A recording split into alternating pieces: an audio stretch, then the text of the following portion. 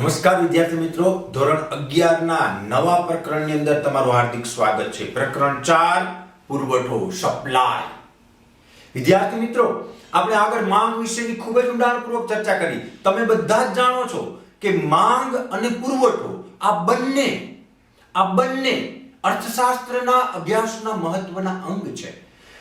કોઈ પણ ગ્રાહકો માંગ કરશે, પરંતુ એ માંગને પૂરી કરવા માટે બજારની અંદર વસ્તુનું પ્રમાણ હોવું તો જોઈએ ને. બજારમાં એ વસ્તુ હોવી તો જોઈએ ને. એ વસ્તુ ક્યાંથી આવશે બજારમાં? એ બજારમાં વસ્તુ હોવી જોઈએ.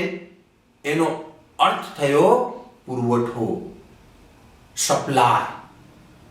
તો જે વસ્તુ લોકો છે એ મેળવી શકશે. એટલે આ પુરવઠાનો પ્રકરણ છે એ પણ અત્યંત મહત્વનું પ્રકરણ છે. કારણ કે માંગ ગમે એટલી થાય પણ પુરવઠો ના હોય તો કોઈ પણ વસ્તુ મળે આપણને ના મળે. તો પુરવઠો એ પણ અર્થશાસ્ત્રના અભ્યાસની અંદર કિંમત નક્કી કરવામાં મહત્વનો ભાગ ભજવે, આપણી જરૂરિયાતો પૂરી કરવા માટે પણ મહત્વનો ભાગ ભજવે છે. આ બંને પરિબળો છે એ સમજવા જરૂરી છે. માંગની સાથે પુરવઠાને પણ સમજવો જરૂરી છે. બજારની અંદર વિવિધ ચીજ વસ્તુઓ છે, એની માંગ થતી હોવાથી ચીજ વસ્તુનો પુરવઠો બજારમાં આવવો જરૂરી છે. હમણાં મેં કીધું ને, ન આવે તો શું થાય કે આપણે મળે જ નહીં. અને જેમ વસ્તુની માંગમાં ફેરફાર થતા હોય એમ વસ્તુના પુરવઠામાં પણ ફેરફાર થતા રહે છે. જે પ્રકારની વસ્તુની માંગ હોય એ પ્રમાણે પુરવઠાની અંદર પણ ફેરફાર થતા રહે. અને જુદી જુદી કિંમતે વસ્તુઓની માંગ જેમ જુદી જુદી હોય એમ વસ્તુનો પુરવઠો પણ જુદી જુદી કિંમતે જુદો જુદો હોય છે. તો આ પુરવઠા વિશેની વાત કરતા પહેલા આપણે પુરવઠો એટલે શું એ આપણે સમજીશું. તો એના પછીનો મુદ્દો આવે છે તમારે પુરવઠો અથવા તો પુરવઠા અને જથ્થાનો અર્થ. પણ આ પુરવઠા અને જથ્થાના અર્થ પહેલા આપણે ઉત્પાદનની વાત કરવી પડશે. ઉત્પાદન, પુરવઠો અને જથ્થો, આ ત્રણેય જે ખ્યાલો છે એ સામાન્ય રીતે લોકોને એમાં કોઈ ભેદ નથી દેખાતો.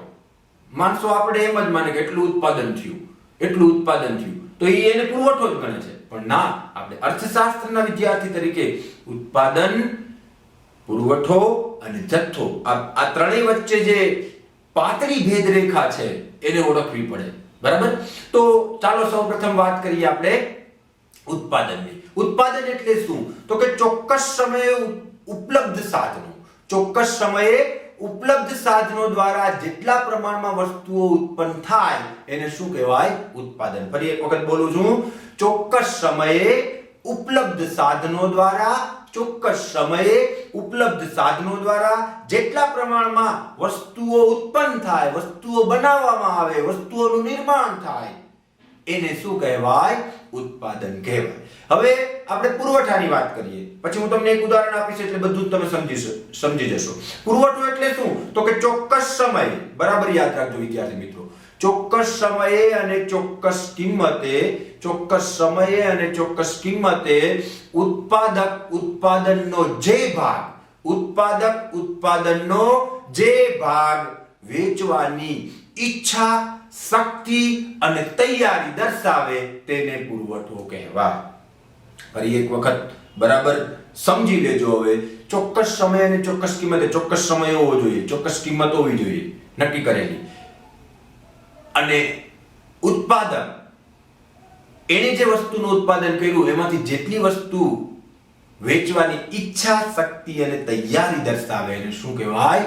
પુરવઠો કહેવાય. હવે આપણે જથ્થા વિશે વાત કરીને પછી એક આપણે ઉદાહરણ આપશું એટલે તમે સરળતાથી સમજી જશો. બરાબર? હવે જથ્થો એટલે શું? તો કે જથ્થો એટલે વસ્તુના કુલ વેચાણક્ષમ એકમોનું પ્રમાણ. કેટલા એકમો વેચાણ લાયક છે, વેચી શકાય તેમ છે, એને કહેવાય પુરવઠો. એને કહેવાય જથ્થો. શું? ફરી પાછા બરાબર સાંભળી લો.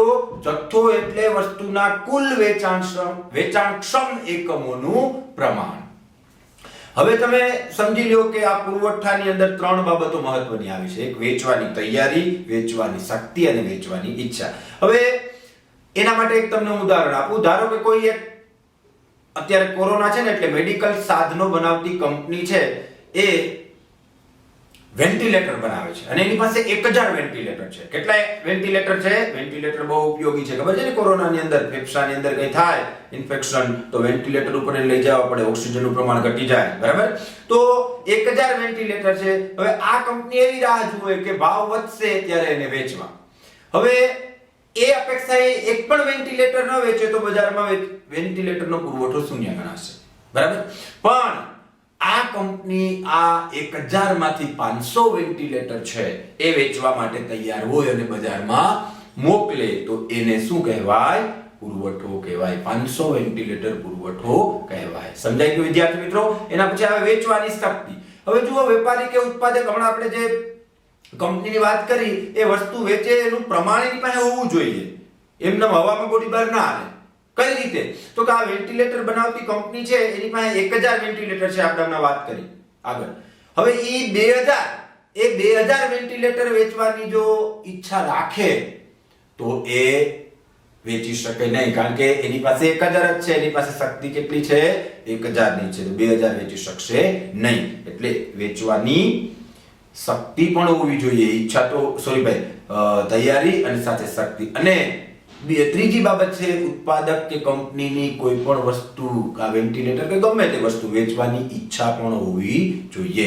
તો વિદ્યાર્થી મિત્રો તમે સમજી ગયા? ચોક્કસ સમયગાળામાં પુરવઠો એટલે સમજી લેજો. હજી ચોક્કસ સમયગાળામાં જુદી જુદી કિંમતોએ ઉત્પાદકો ઉત્પાદનનો જે ભાગ બજારમાં વેચવા મૂકે તે પુરવઠો કહેવાય. બરાબર? ચોક્કસ સમય, ચોક્કસ કિંમતે. એનું એક નાનકડું ઉદાહરણ આપી દઉં. માની લો કે મારુતિ સુઝુકી કંપની છે એ 2020 ના વર્ષમાં 2020 ના ડિસેમ્બર માસમાં અલ્ટો 800 જે કાર છે એ 3,50,000 ની કિંમતે બજારમાં મૂકી દે. જુદી જુદી જગ્યાએ, દિલ્હી ને મુંબઈ ને અમદાવાદ ને બેંગ્લોર ને બધે. તો એ શું કહેવાય? પુરવઠો. ચોક્કસ સમય છે, ચોક્કસ કિંમત છે. બરાબર? એટલે આ રીતે પુરવઠા વિશે તમે સમજી લીધું. વિદ્યાર્થી મિત્રો મેળવી ગયા છો. નેક્સ્ટ વિડીયોની અંદર આપણે ફરી પાછા મળીશું. ત્યાં સુધી બાય બાય, જય હિન્દ અને કેર કોરોના. દરેક વિદ્યાર્થી મિત્રોને અમારી YouTube ચેનલ લખન બામરોટિયાને સબસ્ક્રાઇબ કરવા વિનંતી. સાથે બેલ આઇકોન પણ દબાવવા વિનંતી અને બીજા ગ્રુપમાં વિડીયોને શેર કરવા વિનંતી, જેથી વિડીયો વધુ વિદ્યાર્થીઓ પાસે પહોંચી શકે.